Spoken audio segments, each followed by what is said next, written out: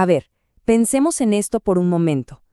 ¿Cómo es que un movimiento pequeño, casi marginal, del primer siglo se convierte en una fe global? La respuesta no está en la política ni en el poder militar. Estaba en una convicción interna, en un fuego. Hoy vamos a analizar los 3 grandes motores que impulsaron esa expansión increíble.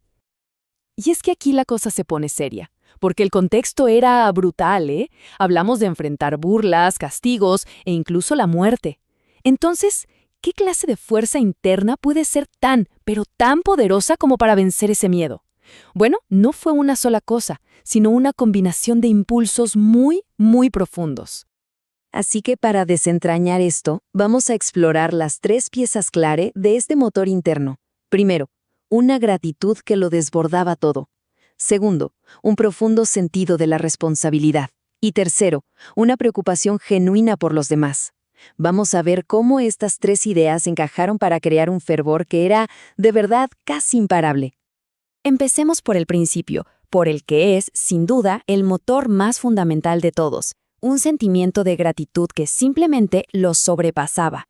Para los primeros creyentes, todo, absolutamente todo, nacía de una experiencia personal y transformadora del amor de Dios. El apóstol Pablo lo resume de una forma magistral. La palabra que usa aquí, constriñe, es clave.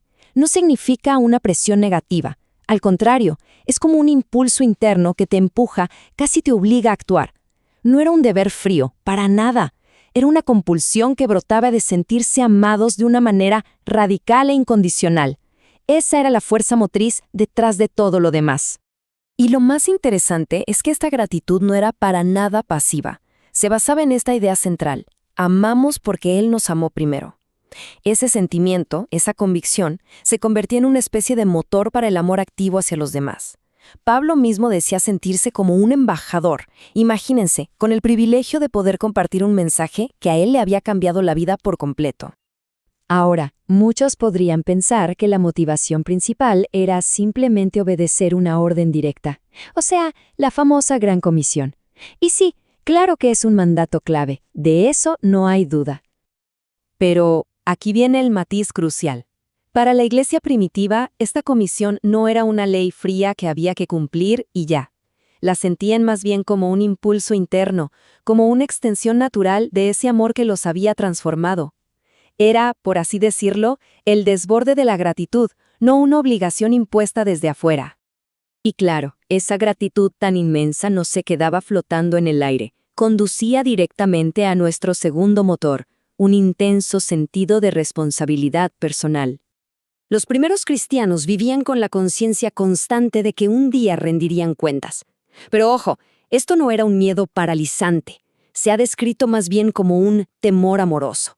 Piensen en el deseo de un siervo de no decepcionar a un maestro al que respeta y ama profundamente. Esa era la idea. Esta responsabilidad lo abarcaba todo. No se trataba solo de pensar en recompensas futuras, sino de cómo vivían el presente, el día a día. Estaban convencidos de que su propia vida era el mensaje más poderoso. Como dijo el filósofo Justino Mártir, demostraban a Dios por sus obras. Su integridad moral era, en sí misma, una forma de evangelización. Y si los 2 primeros motores eran internos, este tercero mira completamente hacia afuera. Nos referimos a una preocupación genuina y de hecho bastante urgente por el bienestar espiritual de quienes no compartían su fe. Esa urgencia venía de una cosmovisión muy clara, enseñada por el mismo Jesús. Ellos veían 2 caminos en la vida, uno ancho, transitado por la mayoría, que llevaba a la destrucción, y otro angosto, más difícil, que llevaba a la vida.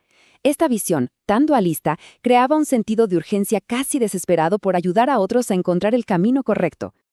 Pablo, por ejemplo, sentía esta preocupación como si fuera una deuda personal, y no solo con Dios, sino con la gente que nunca había oído el mensaje. Se veía a sí mismo como un atalaya, un centinela cuya responsabilidad era advertir del peligro que se avecinaba. No hacerlo era, para él, un fracaso moral inaceptable. Era una preocupación compleja, sin duda. Creían firmemente que Cristo era la única esperanza y que había fuerzas cegando a la gente.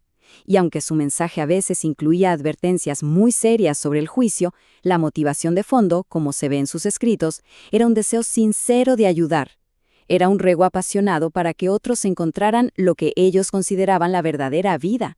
Muy bien, ahora es momento de unir todas las piezas, porque estos tres motores no funcionaban por separado, para nada. Estaban perfectamente entrelazados, creando una convicción unificada y poderosísima. Fíjense en la lógica, es impecable. Todo nace de la gratitud, una experiencia personal interna. Esta gratitud conduce, de forma natural, a una vida de responsabilidad, vivida para honrar ese amor. Y esa vida responsable, a su vez, genera una preocupación urgente por los demás. Es un flujo de convicción que va de adentro hacia afuera. Y esta es la clave de todo el asunto. La combinación de un corazón agradecido, una conciencia responsable y una preocupación sincera por el prójimo, esa fue la fórmula que creó ese fervor incontenible, que contra todos los pronósticos cambió la historia para siempre. Al final, todo esto nos deja con una reflexión importante. Más allá de la teología específica, lo que vemos aquí es el inmenso poder de la convicción personal. ¿Qué nos enseña este ejemplo histórico sobre cómo una creencia profunda, sentida a un nivel muy íntimo, puede convertirse en una fuerza capaz de transformar sociedades enteras?